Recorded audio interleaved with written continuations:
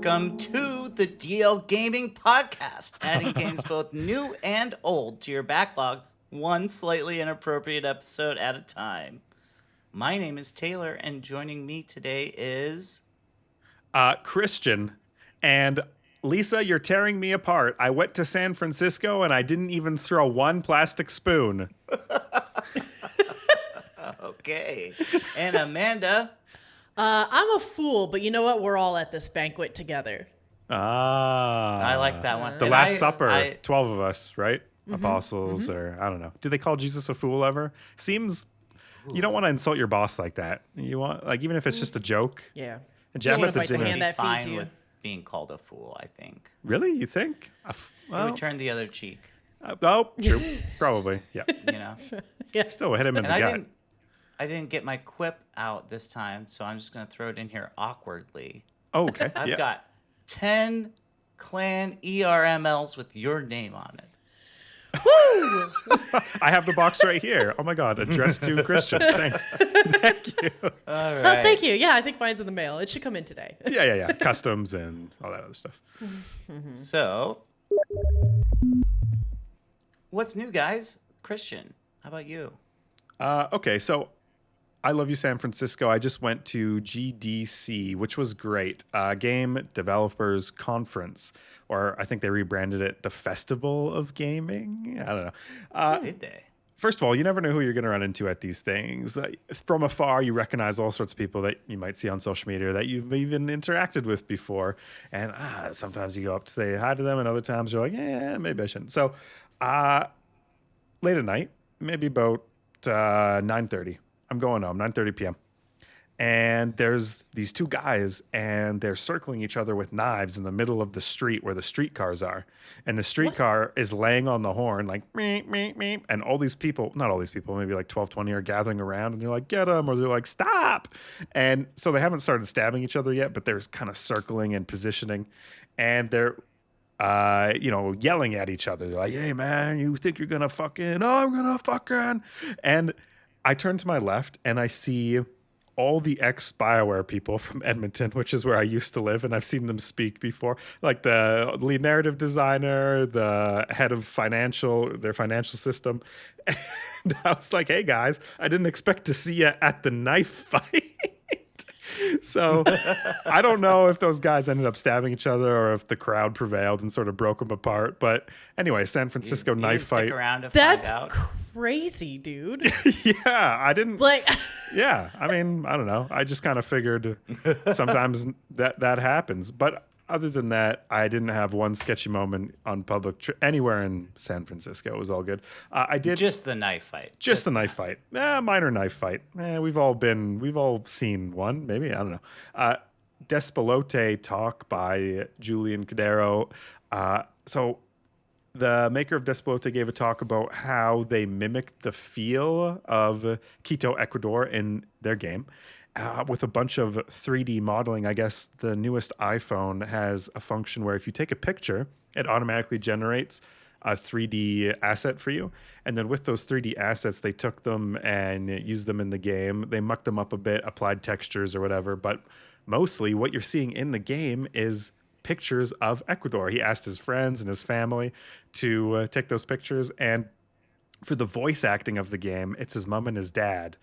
And of course, you're the kid, right? But his mom and his dad aren't together anymore. So he asked them, hey, could you go to our old house together and record voice lines for the game so it's like you're in the house that's going to be in the game?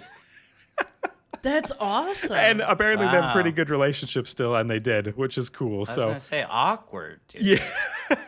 And that's love for their kid That's for sweet. sure. Yeah, Totally. that's sweet. Yeah. yeah. And all the sounds in the game, like there's always dogs barking in Quito, Ecuador, and so all the dogs you hear in the game are real Ecuadorian dogs. Little things like that totally details. immerse you. Yeah, the Yeah. details, they got them right. And then at the end of the talk, there was a huge line to talk to him, and I just kind of snuck up to the top. I said, hey man, I don't have a question. I just want to tell you I fucking love Despelote. I think it's one of the greatest games I've ever played.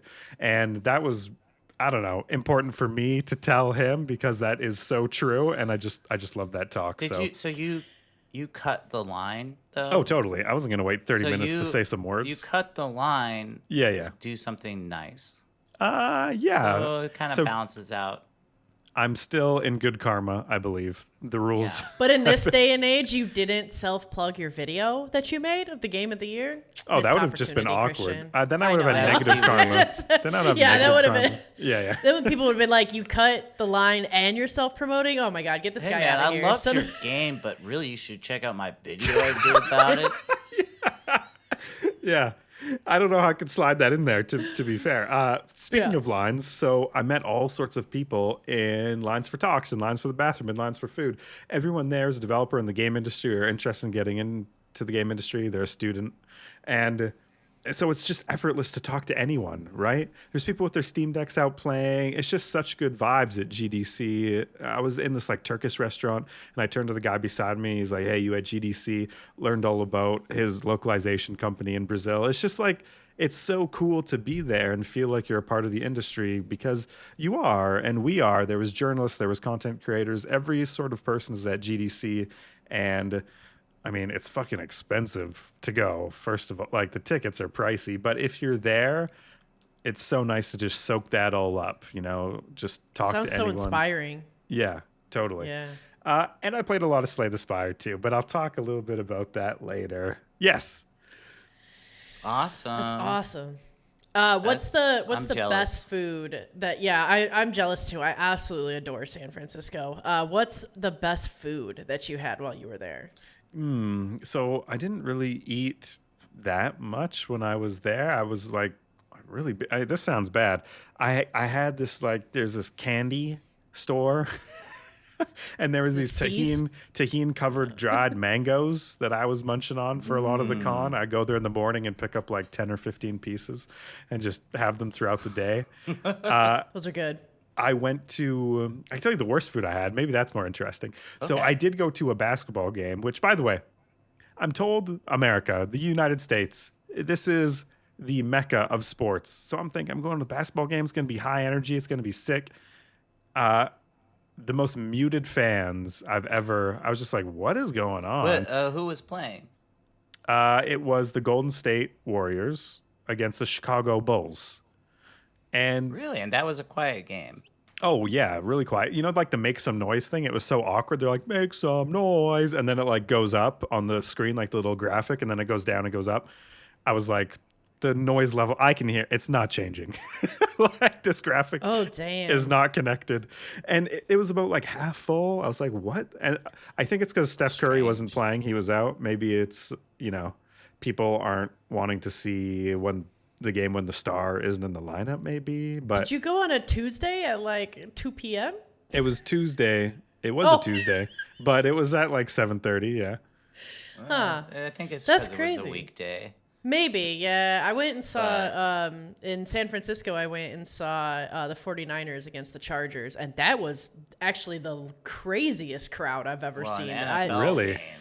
Yeah, NFL games kind of always a little bit more amped up as well, too. But when I was traveling all around the States, I would try my best to make it to at least a baseball game.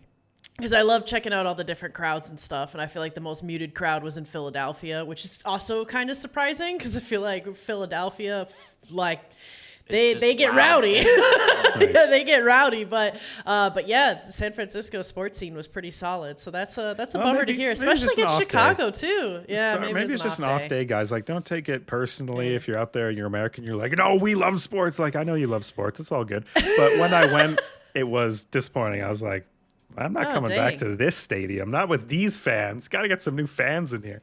Yeah, interesting. And yeah, my GDC was great. I'd recommend anyone go. Sorry, one more story. There was a talk that I was listening to, and to my left, I was like, hey, what brings you this talk?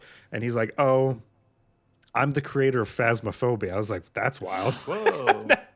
And then to my right, I was like, what brings you to the talk? And they're like, we're just making our dream game. And they had a little video and they showed me. I was like, that looks fucking awesome. Like, literally, dude, like, it's amazing. Like, you can't. It's sick. Anyways, sorry. So awesome. Amanda, what's new with you, I think? Man, nothing cool. I could honestly just listen to you talk about GDC all day because I know that that's so inspiring just from my own experiences at PAX. But like GDC is like PAX, but like for everybody. So instead of PAX being like very indie and stuff, but like, yeah, that's so cool. The only thing I've got that's new is there is a festival going on. There's a lot of festivals and a lot of sales and stuff going on at Steam right now. I think Steam's kind of popping off with that. One of them is called Curious Odyssey, is throwing this like festival that is all story driven, intelligent games. They have like a focus on making you contemplate life and things like that. So like some of the ones, I've already picked up 2 of them because they just look amazing, and I'm trying to collect more Steam Deck games because now I've got it perfectly settled where I can sit on the couch and play my Steam Deck with a controller. Congrats. So I am like, yeah, I am trying Welcome to the collect club, more. by the way. Yeah, it's so we need like nice, a pins dude. or like a embroidery. I made it. Yeah, it's just like I made it and it shows a couch. But there's these 2 games that I just picked up off of this sale because they're doing a sale. They're doing developer podcasts and they're doing demos as well. So it's a cool festival to check out called Curious Odyssey. Again, for anybody listening, especially if you like story-based kind of games, things like this. I'm entering a new era of like wanting to play Esoteric Ebb and more story. I want more writing. I want to read more. So these 2 games, the one's called Four Last Things, and it looks like just this hilarious game where they've made medieval art move, and like it's these like funny interactions. It's rated overwhelmingly positive, but it was like $3 US. So That's I'm funny. like, how could I not? Because for a warm-up, we famously play 5 first things, and this is like 5 the first things. 5 things, 5 things. Maybe Yeah, we should and this say 4 last things. What is the 4 last things you think about? So that I think of like 20 things in the last 4 I tell you. Yeah. guys. That's how It's just fun. But there's another one called Beyond a Steel Sky, and it's this like cyberpunk point and click adventure where you're trying to survive in like an AI taken over world. That's a and great name, that by the was way. like That game, $7. Yeah. anyone who has GOG probably has that game. Oh okay, yeah. came with Because it came with, at least for me, it came with GOG along with like 2 other games that you just got for like downloading Sweet. GOG. But yeah, I mean, like I said, anybody that's interested in kind of visual novels or maybe things that they had a very strong detective theme in most of the stuff. So if you really like Sherlock Holmes and, Case of the Golden Idol, those kind of that game, this might be up your alley for a festival going on. And speaking of festivals, games. Yeah. What about you, Taylor? What's new? The Steam Spring Sale will be happening Spring. this upcoming week. So if you're Activated. listening to Spring. this, Christian had that spring loaded. Yeah. Ah. That's from the pre-show, everyone. Okay, sorry. But the other thing I wanted to mention also about Steam is that the Steam Machine release has been pushed back, possibly even past this year and to next, due to supply chain issues. I think everyone is familiar with these crazy supply chain issues we've got in the PC gaming world right now. But I'm kind of hoping that even if the main machine is delayed, that they'll at least put out the controller in the meantime. Oh, that would be cool. Yep. Because I'd like to get the new Steam controller and try out like some of the cool new features that are on it that aren't on like a normal Xbox controller. Because I know like the deck has some interesting input stuff on it, and I'm assuming the Steam controller is going to get some of that too. I didn't get to try it, but Valve had some like closed door meetings, and my colleague got to try the controller, and I was like, how was it? Like, was it as good as they say? And he's like, dude, it feels so natural in your hands. It's the best controller I've ever held. I was like, wow. Amazing. That's awesome. The best controller he's ever held. Wow. Yep. That's high praise. High praise. That is high praise. Yep. All right, so let us continue. Oh. What did you play, Amanda? So I went down the deep end. I was like, oh, I'm super excited for Esoteric Ebb. I can't wait to play it. I was going to start it. And then one of our longtime listeners, The Lotion, was like, hey, maybe you'd like this game. I heard that it's a lot like Morrowind. So he sent me a link for Banquet of Fools. They had a demo. They still have a demo. So if you're curious, try it. And I played it and was like, this is probably one of the most unique games I think I've ever played. Okay. It's super cool, and I'll get into. So it's what is it, right? It's a claymation kind of visual game that is like a CRPG meets kind of an ARPG. I kept feeling like I was taken back to Diablo 2. But there's so much more to it. It's kind of like a little bit of Diablo 2 with like some of like Elder Scrolls Morrowind fantasy writing and world building. Okay. But then a very strong sense of like a Tim Burton darkness. Like I felt like this is something that is like if Nightmare Before Christmas had a fantasy ARPG. So when you say Diablo 2, you mean like mechanically? Mechanically, very much Diablo 2. Yeah, there a lot of it centers around the combat is a huge part of this game. But so is the party, and that's what's really fascinating and kind of unique to me is that the combat's very challenging in that the sense that you can have different techniques, you can form up, you can create these like battle plans in real time, and it's like a pseudo tactic real time based combat where like as you're selecting the enemy, the time pauses, but everything is in real time. So like some people have figured out how to kind of cheese it to like tell each member of the party to do something and use it more of a strategy, but it's really difficult to do that. So what ends up happening is because you can easily swap between your 4 characters in your party to be the leader, and people can rally up on you. You can put points into buffering like the team and things like that too. So combos are really important. You can dodge, you can block, you can kick. Hold on, sorry. Determine people. I'm still trying to think about an earlier thing that you said. It's not turn-based combat. It is real-time combat. And it only pauses when you click on an enemy. One time it pauses. Yes. And then you get to, I click on an enemy. It's a giant ogre. Now I want to surround the giant ogre. And I click that formation and my people automatically surround him? Or how does... It's a little flipped. It's actually you click on what action you're going to do. And then it pauses briefly while you select a target for that action. So it's like confused now. Yeah. It like counts down a clock. You're like, I want to attack. It's like you have 4 seconds. It's like imagine like a scrubbing of like not a scrubbing of like a thing, but it almost slows down time to where it feels like it's paused, but it's not a true hard pause with a timer or anything like that. Oh, so it's still going.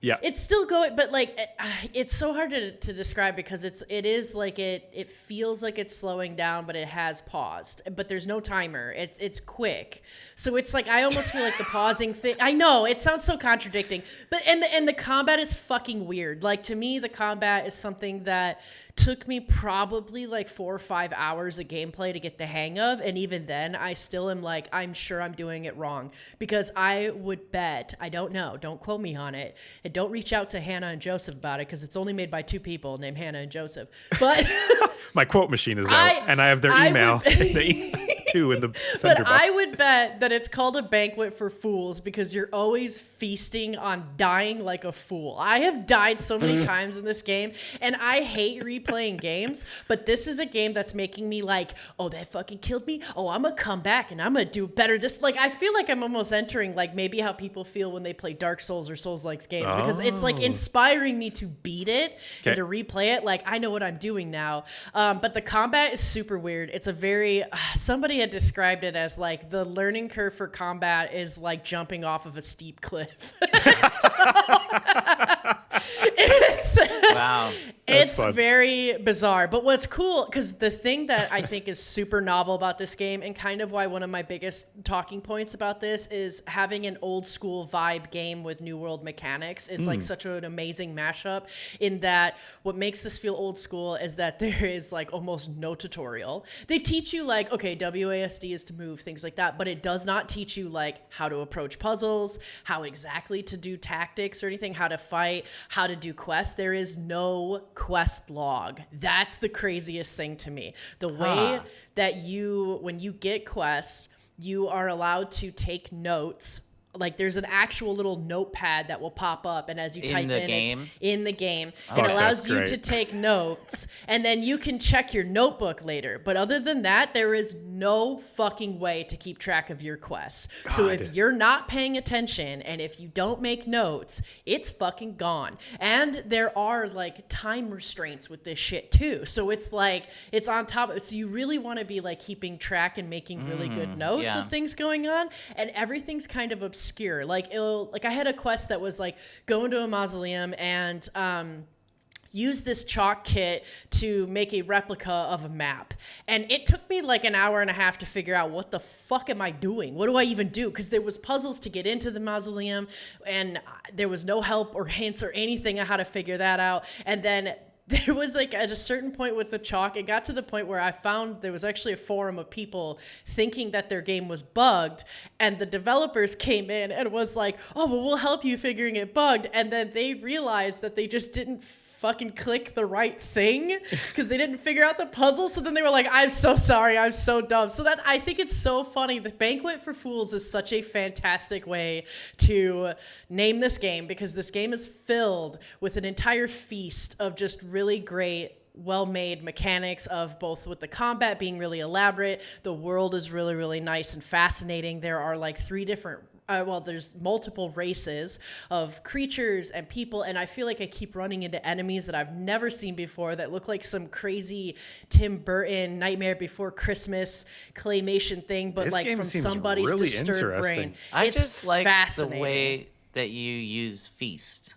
Yeah. You Well, keep 'cause- saying it's a feast of mechanical greatness or something. Yes. And it's this, That's quote. Sticking That's out a to quotable. me. That's a quotable. We should quote Well, that. because we're at a banquet, right? And so, like, I really just, Am I I? just think that for this game, the Banquet for Fools, you can really tell that the people that created this are very creative. They're very great at writing, and they're very artistic. And, I had watched this, like, interview where somebody had said they felt like they were playing a literal piece of art. And I agree with that, with how I've played this. I've put over 10 hours into this game so far. I tried it on my Steam Deck. I originally wanted to only play it on Steam Deck, but I'm not gonna lie to you guys. If you're listening and you're like, I don't know which one to do, just stick with desktop, because the combat is like tricky enough that to add the Steam Deck controller settings to it also just makes it uncomfortable, and it's a really weird way to get through your menus. I think you have to hit like Y and then use a bumper to siphon through every single menu. We have a Fallout 76 situation. So here annoying. with Yeah, so it feels super annoying, whereas like on the desktop, it's perfect, it's great, it makes sense. Your I goes to inventory, your M goes to map, and it's just like it works really well.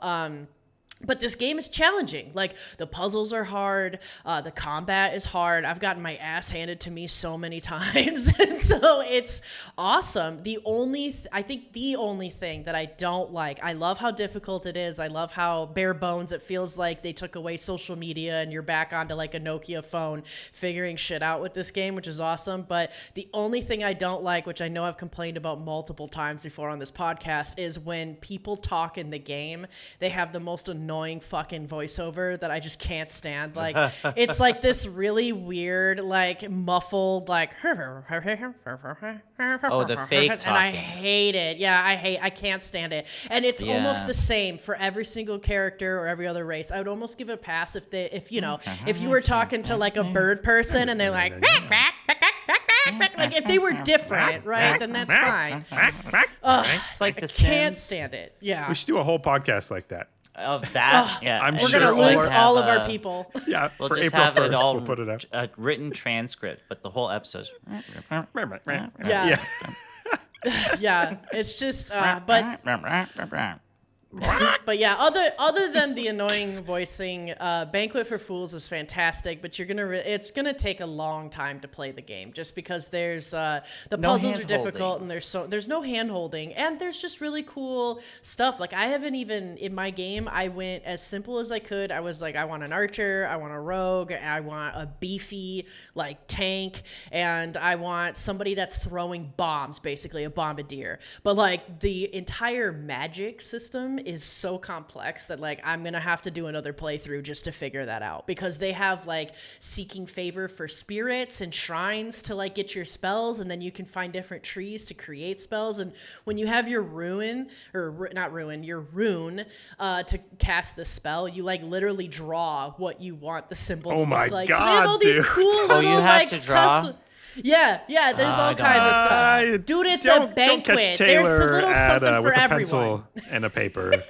Well, there's other games that have done that too, where you have to draw the runes, and I don't like drawing with my mouse. No. This isn't like a OG Harry Potter where you have to line the like symbol to make the spell. This is just like pure creative fun. Like you could just draw a dick, and that lets you know that that's like a destructive spell. Oh, when you're Like making you don't the have spell. to trace it. I It's see when I you're see. making the spell. It's so Yeah. that way I you just know don't what wanna you draw want to cast. anything with a Oh, mouse. wow. Okay. Well, just He draw a can't line. draw. He can't draw with a mouse. It's like Can't do no it. drawing. Don't like it. No. But yeah, in honor of Women's History Month, I made I tried to make all of my characters girls, and then realized for the tank I could have a Yeti, and I was like, well, I want a Yeti. And then I noticed that I don't think there's female Yetis, because the only difference when you're going through the character customization is they either have tits or they don't. And Yeah, it's like, does all right. Sullivan And from so- Monsters Inc. ever get with like a Sully? with like a female one of him? He's a Yeti. A female Sully? He's He's not a- a Yeti. What is There's he? a Yeti in He's like a Monsters blue Inc., but Yeti. he's What? different. He's just Oh, a he is monster. different. Right, He's a and blue he's monster. actually a He's scary. the Cookie a real- Monster. Yeah. Wait, Sully is a Cookie Monster? He looks like the Cookie similar Monster. to the Cookie Yeah. Monster. Like I'm the just Cookie gonna Monster- lie in my head and say they're If related. the Cookie Monster was under my bed, I'd be like, give it up. Right? Yeah, give me those cookies. Yeah. Yeah. But no, Your Yeti can be female if you'd like. Yeah, okay. I think so, but in this game, I wasn't able to find how to make my Yeti a female, so I've just decided to call the Yeti Bear, and it's 3 Sick. girly pops and a bear, because the running joke is that the women will choose the bear in the woods, and so I figured we're in the woods, and we'll have 3 We girls chose a bear. and the bear Yeti. Nice. It's so silly. But when's the last time that you guys had a game where you felt like a absolute fucking idiot and then it inspired you to just keep reloading and keep going? Oh man, it's been a while. Hey, I feel like because Yeah.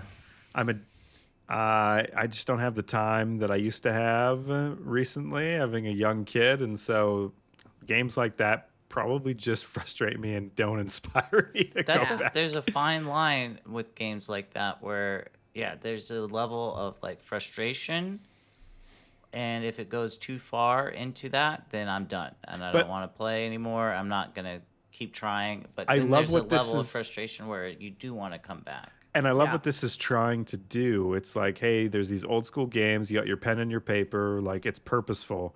I feel like Yeah. sometimes when you get into a game and it's not purposeful, it's just kind of a bad get. Perhaps like something with the onboarding doesn't work. Poorly designed. Poorly designed. But if this is purposeful and you're meant to figure stuff out, then I think I could live with that. Honestly, Amanda, from what you're talking about, the game sounds amazing. Like the game sounds like something I would want to play. I love the clay art style you're talking about. I think that's really interesting, fusing that with, a genre that's we've all seen the tired tropes of like a Diablo and like these fantasy settings. So having that be something new Yeah. is interesting. There's been a number of these like stop motion style games that have come out recently as well. That's and true. I think it's really cool that graphics are at a place where that's possible. Because I don't remember any games that were in that kind of style before. Like the claymation.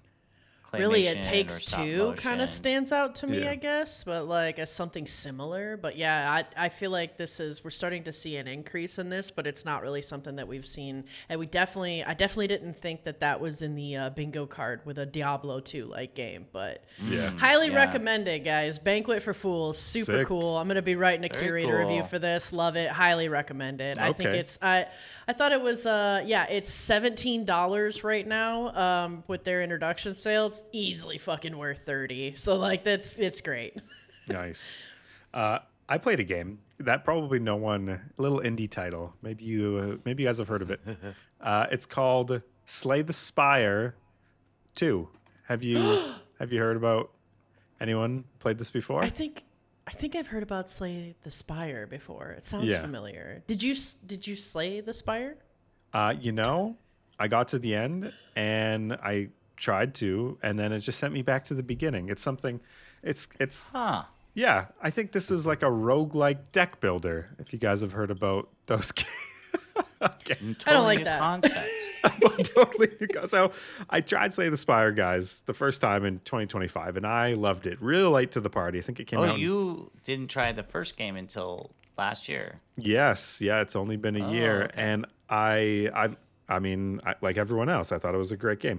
We have a little bit on our YouTube, a DLG Bite. It's like a 10-minute segment or whatever of these podcasts. And I'm talking about why you should play this. You should play Slay the Spire in 2025. Play the Spire, not Slay the Spire. Yeah, play the Spire. Yeah. I mean, you could play it to slay it. So that's Play it to slay it. play it to slay it. We got to put some of these sayings on hats or something. Yeah. Hey. New line of shirts. Someone in the comments keep track of our best little bits that we're gonna forget. Slay it to play it. It's Slay the Spire 2 is like the first one, except it has a 2 at the end. Like honestly, when I was playing, just more of everything. it's kind of more. Taylor, we're gonna play a little game. It's called Guess the Slay Number Bit. So I'm gonna read some cards to you. And I want you guys to guess, is this from Slay the Spire 1 or is this from Slay the Spire 2? Ooh, fine. I like that. We're going to do it to some background music, battle music from Slay the Spire. So let's hit that up. All right. Here goes. Okay, Cleave. Deal 8 damage to all enemies. Slay the Spire 1 or 2? 1. Love you guys. Yeah, it's 1. It's 1. Ha! Reap. Retain. Deal 27 damage. I'm gonna say 2. I'm going to say 1. It is 2. Oh, Yeah, done, Amanda. that's a card from a new character called the Necrobinder. Energy Surge. All players gain 2 mana. Exhaust. I'm gonna say 1. That's 2. It's 2. It is 2. Because multiple players. There's Multiple only one players. player in the Yeah, first that was the game. giveaway on that one. And you even put that in caps. Yep. All right, and Immolate. Deal 21 damage to all enemies. Add Burn into your discard pile. 1. I'm gonna say 1. You're right. It is 1. Okay, stop the music. So I wanted to put this in there because Slay the Spire 1 is so iconic. So when I say it's like the first one, except there's 2, that implies that is a negative thing. But I think what this has shown, like, when's the last time you guys played Slay the Spire, first of all? A year Never. ago. And you correctly played. guessed all the ones from 1. And the ones from 2, you might have been unsure, but like, oh, is that 2 or is that 1? But basically, this is an amazing game that has just brought you more options that you already love. It's the same formula. It's just more possibilities. And with the addition of these 2 new characters, so the Necrobinder, which has this little hand, like bone hand that is animated. It called him Otzi. Bone hand. Yeah. I'm What's wondering. it called? I'm on Otzi. Otzi. I Otzi. thought you said Nazi. No. Otzi. Otzi. And I'm just wondering, is Otzi a left-handed or a right-handed hand? I'm not sure. Anyways, and a regent, which you have to balance 2 resources to fight. So you have a mana 2 and types of manas. yeah, you have like a star, this star resource that you build up during the fight. So you have those 2 new characters. You have a lot of new cards. You have Do quest the old cards. characters return? Yes. Hmm. Okay. But they have a new spin on them, different strategies. The cards have been tweaked and renamed in some cases. And obviously the best thing they added to this game is the fucking co-op. Like it's Yeah, that's awesome. Yeah. yeah. Co-op And that's the 2. sounds It's really that cool. 2 players. How Yeah, does it's actually that 4 players, but play like though Oh. when you're in co-op? so it plays amazing. It's the first. This is the perfect Steam Deck co-op game. I think it's a perfect game in general, but especially for Steam Deck co-op. At GDC, all my colleagues and me, we were at the rooftop hotel bar. Drinks are flowing. There's snacks. There's a soft San Francisco Bay Area breeze air coming over. It's beautiful. And by the way, there's like a party all around us, and all 4 of us are locked into Slay the Spire. We're like, dude, that sounds amazing though. Like that's honestly that's like a dream like gamer setting, right? Yeah. You're on a rooftop bar drinking, hanging out with people, and you're all playing the Steam Deck together. Like, exactly. yeah, that's incredible. And with the shout casting, like there's real strategy going on here. So we play until like 1 a.m. There is, I would say, if you play Slay the Spire, you might not expect that there's a surprising level of strategy, but like which cards and characters go in what order hugely affects the outcome of damage given and damage taken. And that's what we're oh, do you have the double damage card? Hey, yo, do you have only block cards this turn? Can your cards interact with their character? Yes. Yeah, there are specific multiplayer cards, like one of the ones that I read to you. All players gain all 2 mana. Which you like, oh, do you have the extra 2 mana card? Because if you do, I can play my 3 attack, and then maybe I can still have enough for the block, so I don't die. There's all sorts of things you can be talking about. Relics can also affect other people. You can give potions to other people on your team. So there's some co-op mechanics here that are interesting to play with. Basically, this game was the first game in a long time that I stayed up playing co-op with a group of friends for in person, right? And I just thought, thank God we have games like this, right? Like something so familiar, you don't have to spend like 15 or 20 minutes getting the feel of the game. It's Slay the Spire. By this time, everyone's played it. And you can just sit down and have a great time almost instantly and have such a great time. So thank you. I don't know how many people make this game. Is it 2 or 3 or 4? But they did such a good job, and they totally deserve the 3 million copies that were sold of this game. Right, yeah, it's gone That's awesome. bananas at launch. Yeah, so just it's around totally selling like hotcakes. Yeah, 100 million probably gross income. Like it's just insane the amount of money. And it's gonna sell more. I mean, I haven't bought my copy yet, but I'm gonna. Exactly. Yeah, because it's in early access, and I thought before I was going to talk about it on the podcast, I was like, I should probably look what the early access plan is. That'll be interesting to people, and I should present that. Maybe people don't know about it. And I decided I'm doing the other way. You don't need to know about the early access plan. Whatever it is, it's going to be fine. Did it it's worth it. Any way feel like early access? No. Oh, there was one scene where an animation for a boss, when it transitioned, it seemed like it was placeholder painted over. And I was like, oh, that's probably like an animation they haven't finished yet. That was the only thing. As far as it's so fucking fun, dude. Like it doesn't matter. I'm sure a lot of the changes are just gonna be balancing tweaks and card I don't changes know. And I don't care. Do anything. Doesn't matter. Whatever you do, I trust you completely. Just keep it fun. Yeah, keep it fun. Obviously. I think they've really found the fun. And they've kept the fun from Slay the Spire 1. Perfect game. I think that's so interesting too when you've got like, that's always a thing in any type of media, like where you have a sequel to something or another release come out. It doesn't have to be a sequel.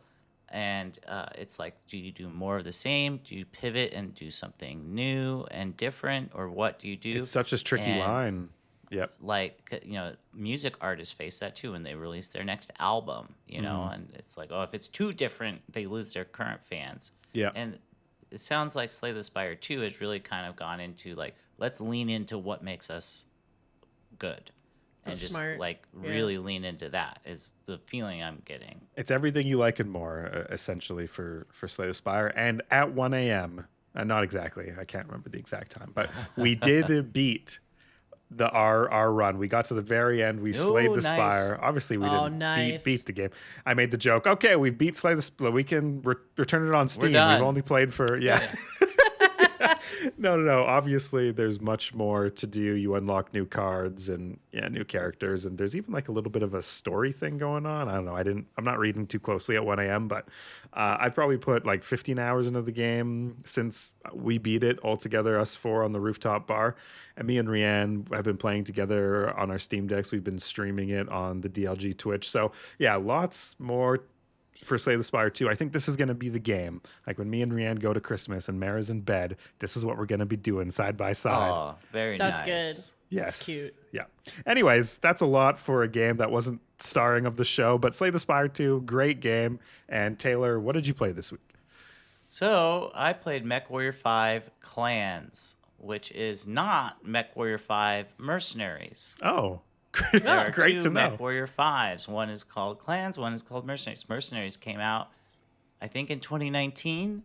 Clans is a standalone game, so you don't have to have MechWarrior 5 Mercenaries to play MechWarrior 5 Clans. Got it. They They just really like the number 5, or is there I an guess. universe I'm reason? not- Okay. Is there No. 5 clans? Like So, what? like, Yeah. in We can't MechWarrior go above 4 5.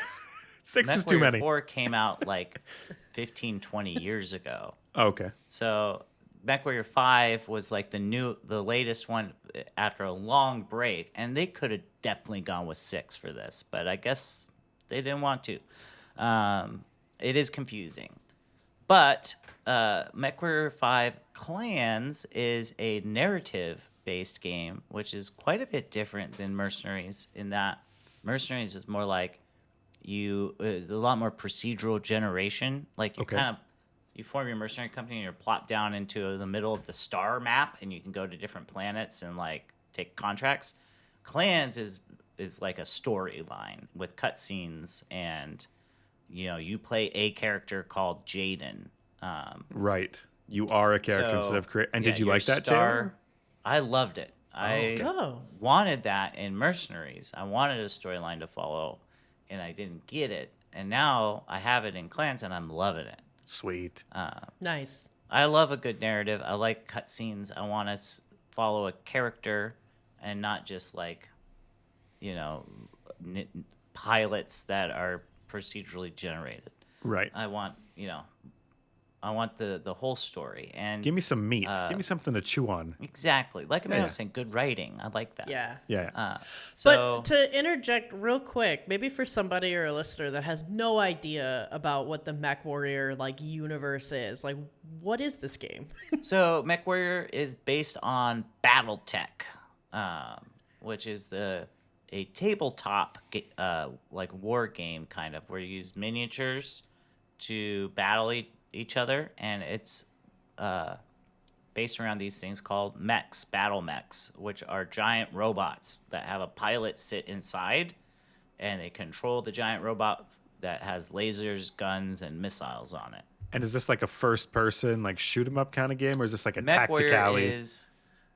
MechWarrior is like a first person shooter. So you Oh. are looking out of the cockpit of Right. your mech. Oh, do you have all or the you can diddly like dials? Third person. Yeah, there's All the all the like buttons. controls and Nice. buttons and stuff. And like Tap, one tap, tap. of my favorite things that has been in Not all that one. games is Not that button. when you turn on your mech, there's like this robot voice. It's like mech online. Ooh. And it's Yeah. just been the same voice in all the games, and it's just like ingrained into me. Yeah. It's like Like the engines online. it's like whoever does the Enhance. train voice, whoever train Yeah. voice you grow up with, like Oh my pulling gosh, in yeah. to Stampede Station. If that shit ever changes, it's a riot. It's like, don't change the voice, dude. Yes. So anyway, yeah. So it's giant stompy robots that you pilot, and in first person, as opposed to like the BattleTech game, which was a strategy game, Okay. okay. which I think you've played, Christian. And I played BattleTech, and I also played a MechWarrior. Maybe it wasn't a MechWarrior game. Oh my god, I'm gonna butcher this. There's but it a was Mech like Commander as well, Okay, and Mech but- Assault. you'll probably know when I describe it. It was more like a hack and slash, very quick action paced Yeah, that's probably Mech Assault. Mech Assault. Okay, and I was like, Yeah. oh, this isn't what I was expecting at all. I thought it was going to be the slower paced because I did play a MechWarrior game growing up on, I think it was like GameCube game. And That was the Mech Assault came out on consoles. okay, but I played one MechWarrior is PC. I played one a while back, and it was like slow movement. It was still a first person shooter, but it was a little more tactical. And I thought I was going to get that, and what I got was like Ninja Gaiden fucking Yeah. mechs. I think Very I even had a sword. Fascinating. I had a sword on my character. I could like slash mechs open. Yeah. What? There's melee in this game too, but it's Okay. not like super fluid. Like, you're not like slashing a sword. You press a button and your mech punches or something. Got it. It's not all the melee options that are in the lore, but speaking of the lore, one of the cool things about this game is that you get to play as a member of the clans. The clans are like traditionally almost bad guys in this setting.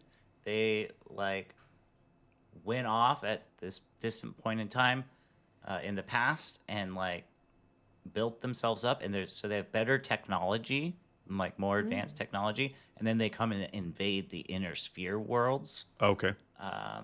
And try to take them over.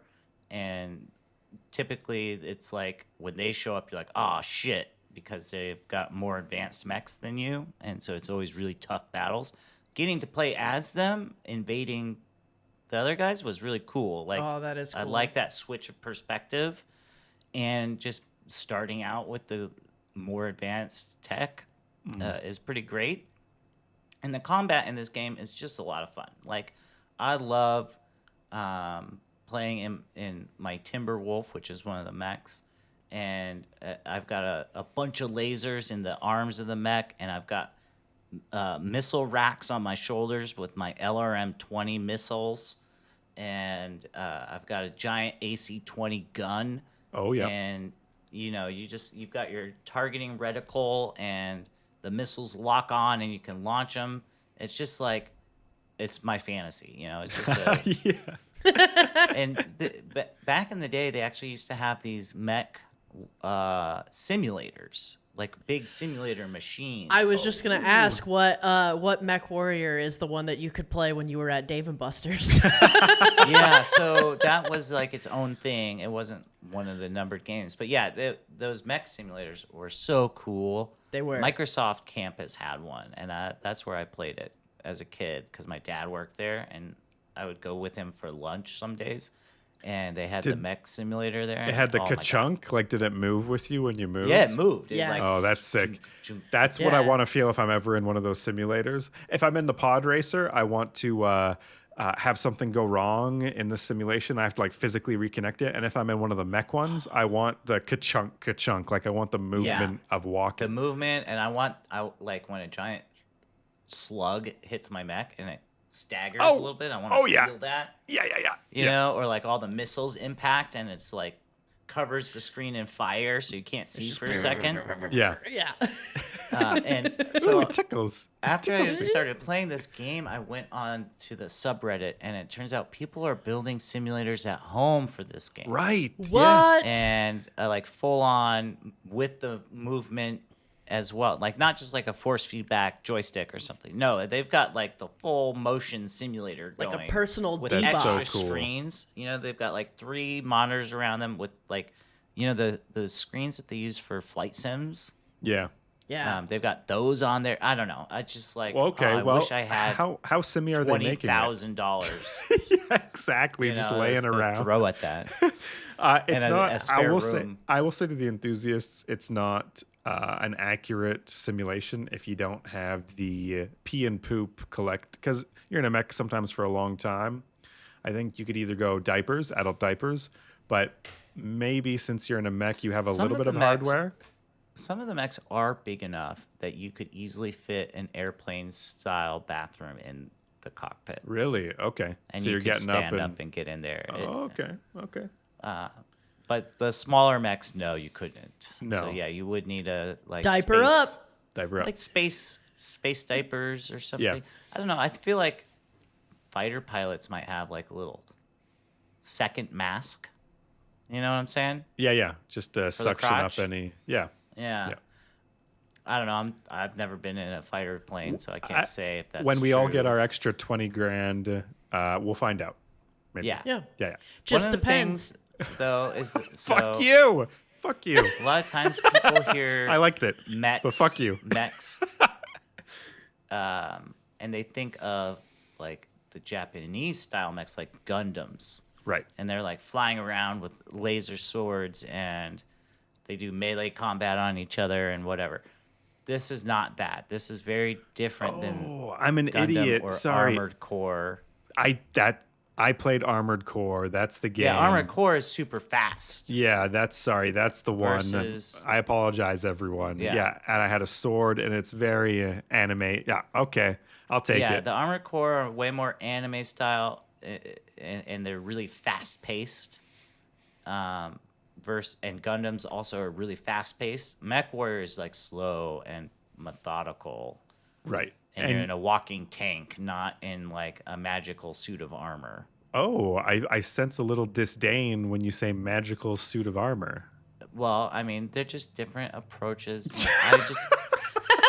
One of them is based on some amount of realism. Like, okay, maybe in the future this thing could exist. It's more grounded. Right. The other one is magic suits of armor that fly around with light swords that are powered by friendship. You know, it's just a different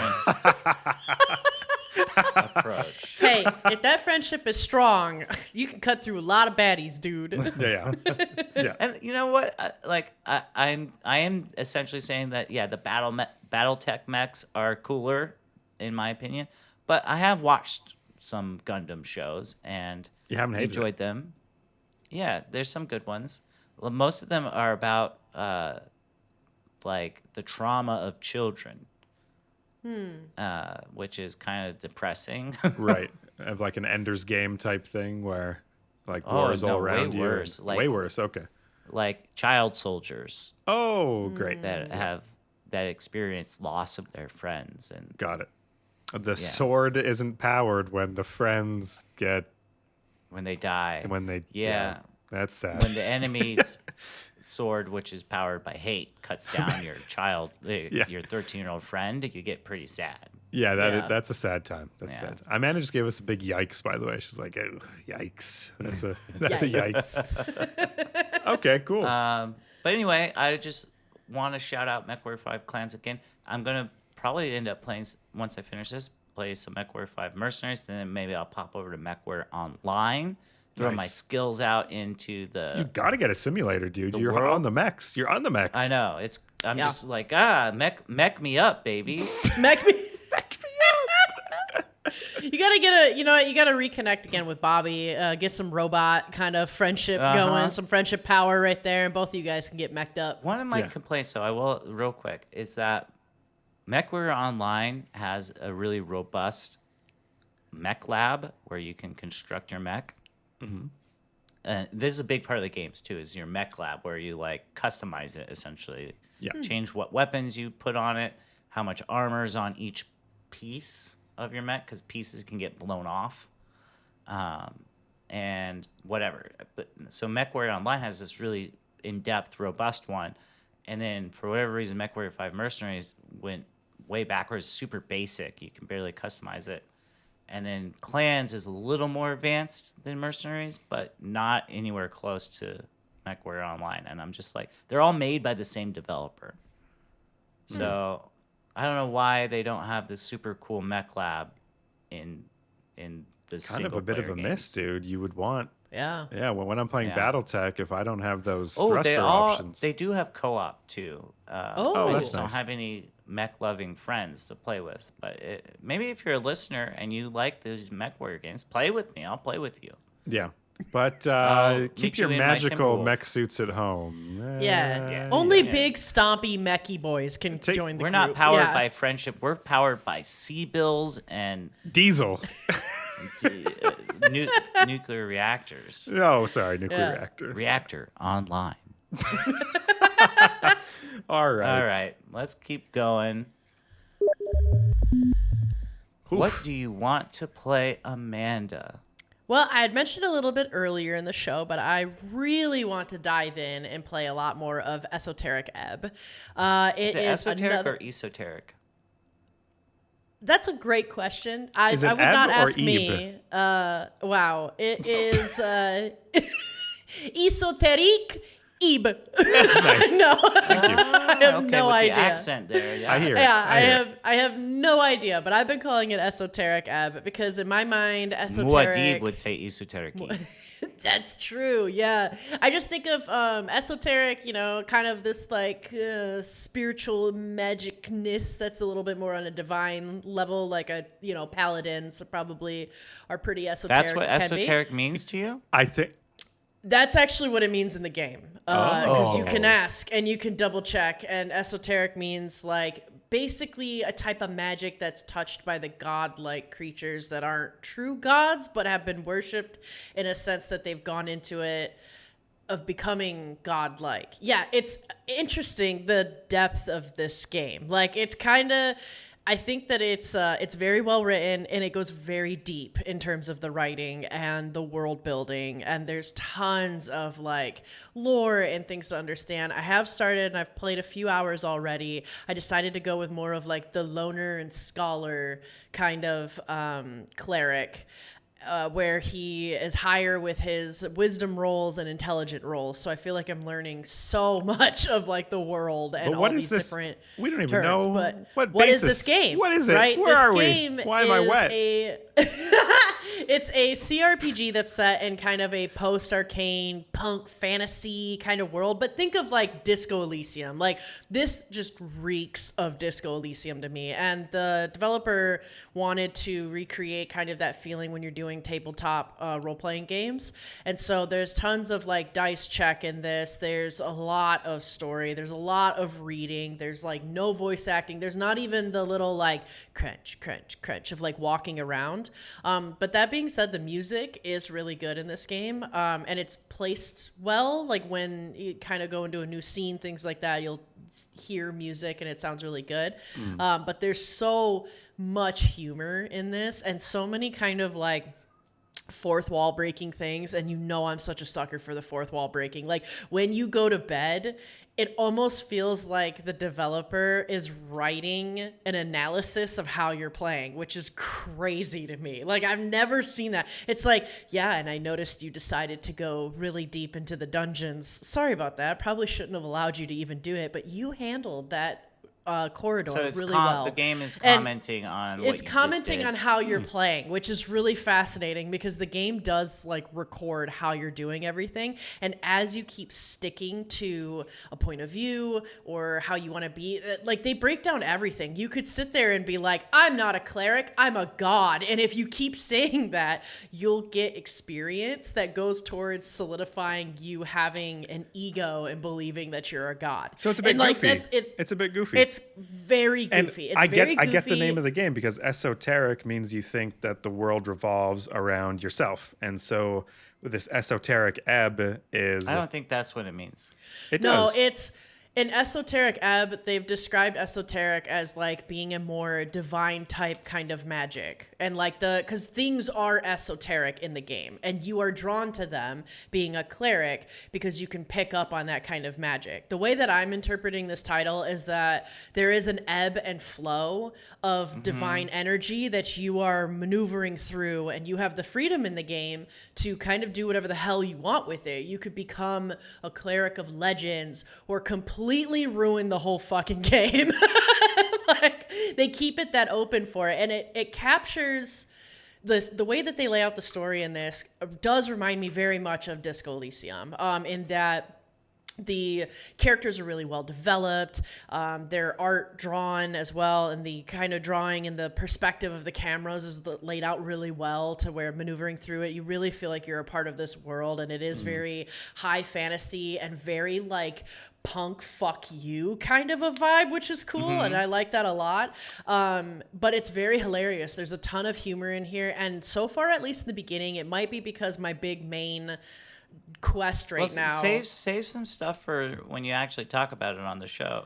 Very true. Yeah, I'm very excited. I will say that at least in the beginning, there is a lot of emphasis on like political ideologies, and you're kind of navigating the political landscape of the place that you're living in, which I think is called Nortsk.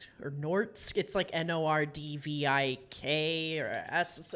Anyway, it's something with an N. But the place that you're living in is like that. I'm looking forward to playing more of it. That's all I'm going to talk about it for now, because I feel like I can go on for forever. Taylor, what are you interested in playing? I saw the trailer for Banishers Ghost of New Eden when I was looking on Game Pass the other day, and it's an action RPG game set in 1695 in a place called New Eden, which sounds like the New World, but it looks like a cool game. You're investigating curse that's haunting the land. You're fighting undead and other ghouls. It's made by Don't Nod, who are the makers of Life is Strange and Vampire. Oh, nice. It's got skill trees, gear, abilities, all the things that make an action RPG an action RPG. So, and the graphics look great.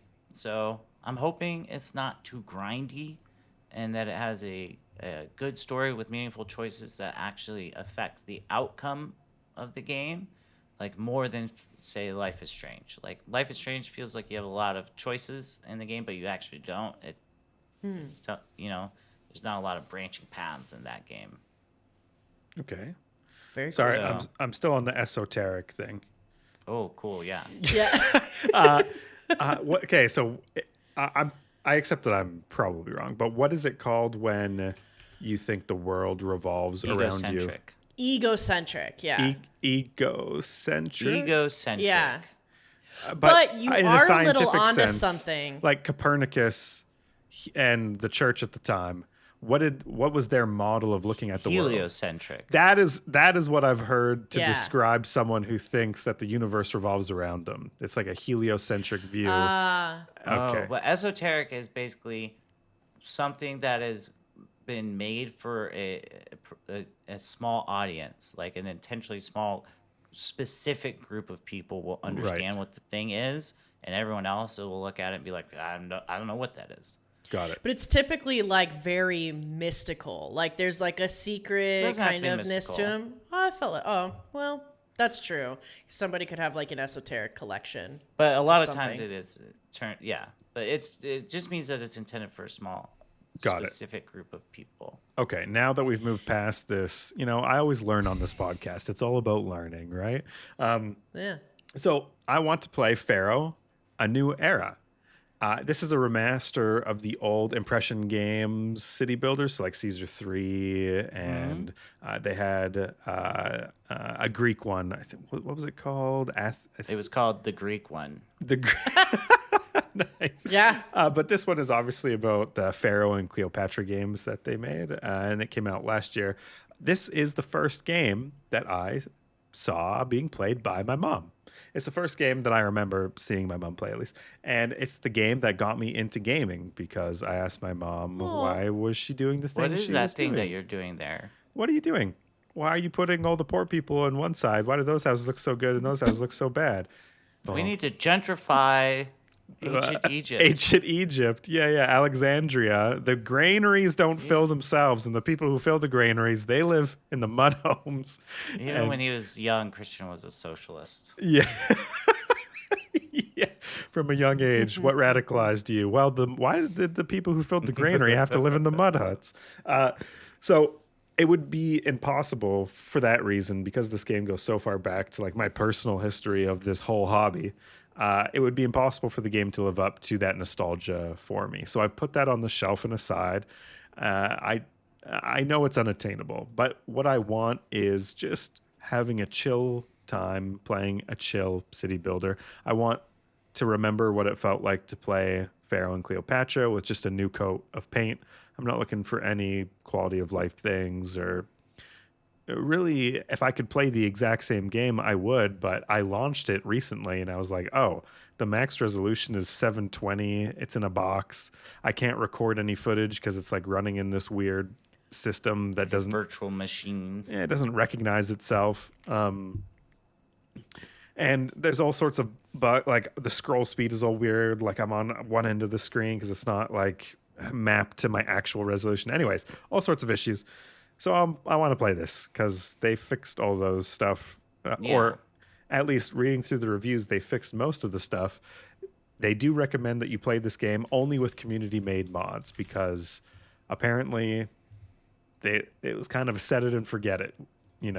They released this game and then they didn't really get back to the Never community. updated it. Yeah, and of course the community has to update it. So in that respect, you just keep that in mind if you're interested in these games and you have a soft spot for them too. Like this one isn't perfect, but I'm excited to play it and talk about my experience with it, knowing that I have to go to the community for some updates and fixes. Right. Yeah. I'm interested Very to cool. hear how it stacks up to your memories. Thank you. Probably not well.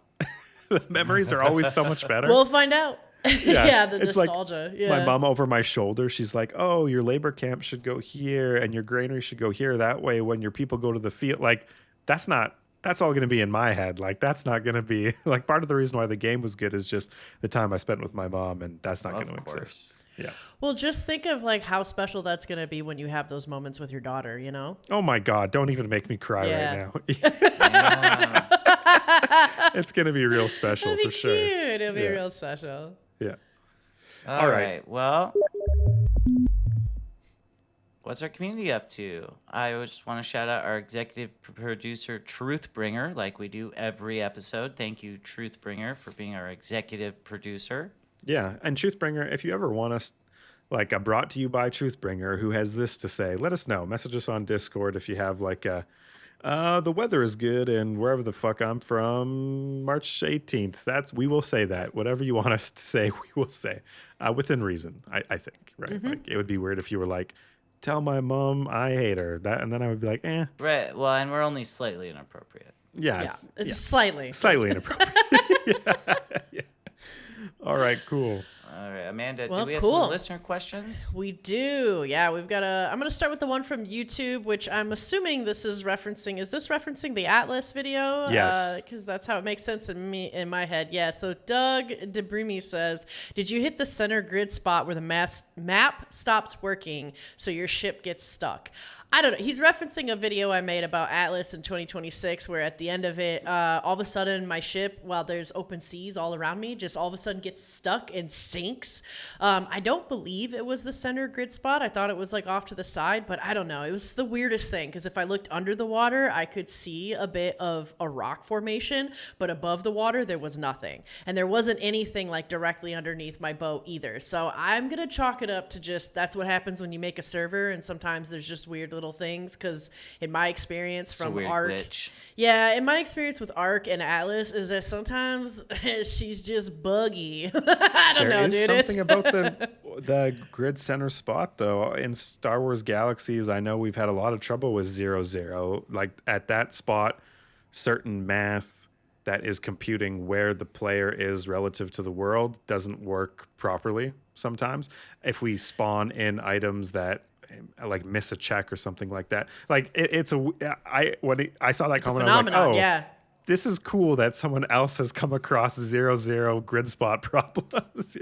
Well, and they're familiar. It's the Bermuda Triangle, dude. Of our Earth. Bermuda Triangle of the video game. That's right. That's why we are living in a simulation. Pops up in a lot of games, that center grid spot problem. Yeah, totally. Including this one, Earth. Like, exactly. Earth. Amelia Earhart, where does she go? I think we know. 0-0. Yeah. She flew right 0-0. Right through. That's what she did. Yeah. Got stuck. Yep. Went right through the portal to the other side. From Discord, Jake Beck Quest has a recommendation of sorts. He says that he had a few buddies over at his new place last night and they played Rift Tracks, the game. Highly recommend. I was looking for something similar to Jackbox where everybody participates through their phone, but was sort of burnt out on Jackbox's style. Same. Rift Tracks is like $10 and a lot of fun. It plays you a scene from a random movie and has you fill in the blank for what one of the characters is saying during that scene. The game reads your line in the scene. Very funny, very simple. Good way to spend 30 minutes during game night. I mention it only because it has 215 reviews, so I'm sure it's way under the radar for a lot of folks. So thank you for surfacing You're hearing it from that. us. Yeah, thank you, and you're hearing it, folks. Go ahead and give it that DLG bump. By That the way, sounds very funny. I totally resonate with this because I'm burnt out on Jackbox too. And it's not their fault. They've come up with like some funny spins on the phone game, like hilarious. But if you play them over and over again, you do get to a point. Get old. They do get old. And it's funny that this is a separate game because on the latest Jackbox Party Pack, they have a game pretty similar to this where you are swapping out. Which came first, I wonder? Which came first, the Rift Tracks or the Jackbox? And that one is incredibly funny. Like that one's by far the funniest one on that party pack. Hilarious. Yeah, there's always like one that just knocks it out of the pack, and then all the rest of them are like, whatever. I like how you said knocks it out of the pack. Yeah. Yep. Yep. Good. Yep.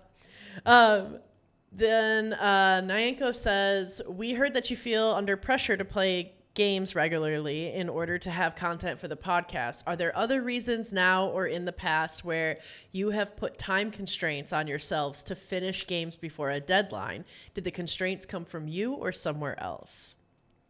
And then he says examples being before a new game is released, he's starting to feel like he should play Horizon Zero Dawn games very soon with the release of an MMO version on the horizon, or service games with FOMO content, such as limited time events with a story or character that go away if you don't play them now, or like another example being MMOs where you want to finish content before the next expansion. I mean, I've been through all of that, but I think the more interesting thing is when my daughter was born, I started Crusader Kings 3 Nordic campaign.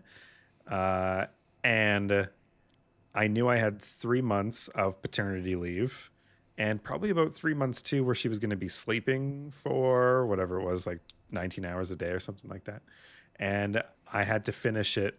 By the end, I was on like ×6 speed the whole time. I was like, this is the only time in my life that I'm going to have this much free time to finish a Crusader Kings 3 playthrough. I'm going to have to, like, let's speed it up. So, yeah, that comes to mind. Yeah. I'm currently in one now, actually. I have set my own time constraint and goal to finish Coffee Talk 1 and Coffee Talk 2 before Coffee Talk Tokyo comes out in May. Nice. So I very much resonate with it because I want to see how now with the passing of the CEO, Coffee Talk Tokyo is going to be completely made like devoid of the original creator's vision, whereas Coffee Talk 1 and 2 were still very much in his world and his vision. I'm talking about Muhammad Fahmy, who unfortunately passed away, but he was the one that created Coffee Talk. But Tokyo is a whole unique, different thing. So I want to see how they compare, but I need to finish both of those games first. Make sure so you're taking a lot of footage, that. Amanda, because the first time you ever told this story that this happened and how you found it still sticks out to me as a really interesting, just little bit. Not a bit. A bit is disrespectful. Just an interesting story that's been told in our podcast, like one that resonated with me. So if you can tell your story of that and see the differences here, like I'm sure lots of people would be interested in that. Just my live 2 cents opinion right on the fucking, Yeah, I'm looking forward to it. Yeah, what about you, Taylor? I've never really had a lot of deadlines for games. I would say maybe the closest would be if I'm playing a game with a group of friends and I need to like catch up to where they're at. Oh yeah. Maybe. So then maybe I'm playing by myself to catch up before Saturday when I'm gonna play with them again. Yeah. Something totally. like that maybe. Yeah, but ketchup is fine, but I like mustard the best as condiment. Okay. Yeah. What about mayo?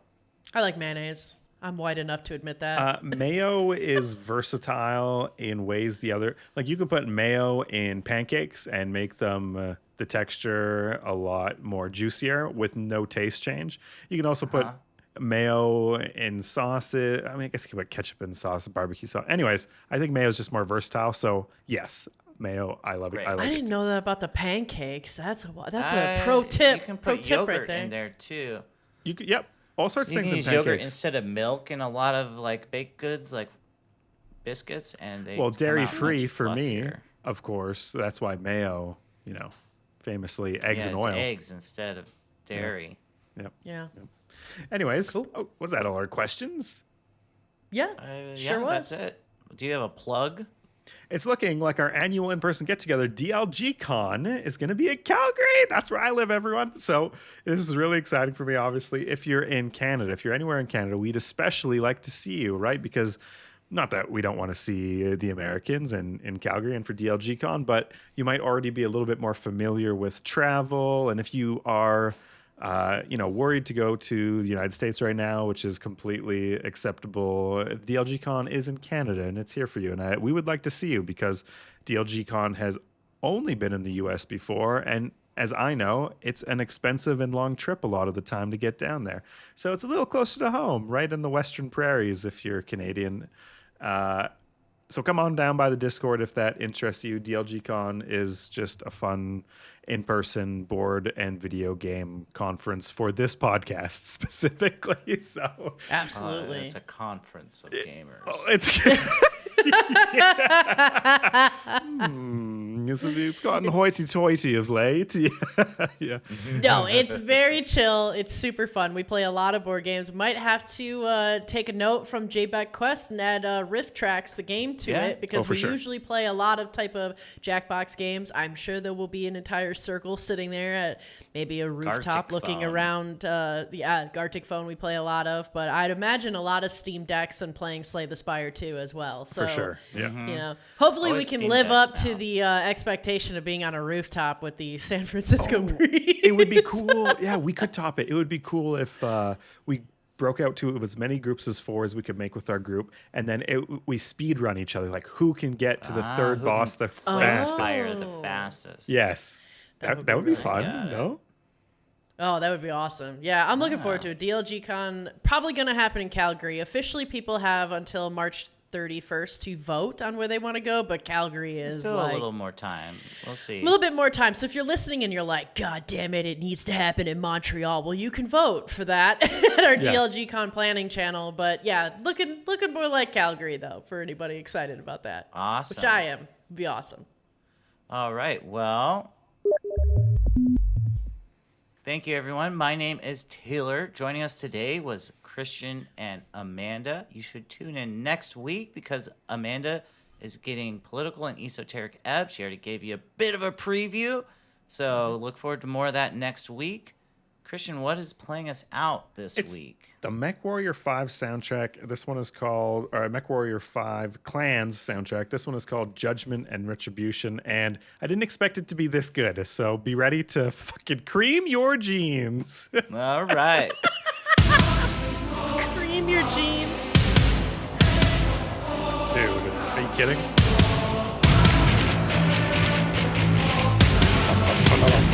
Crunchy. It's so fucking good. Now imagine you're in a ginormous robot with tons of lasers and missiles and giant guns. Yeah. Did I not cut this out? I think this is going on too long. This is going long. Okay, bye everyone.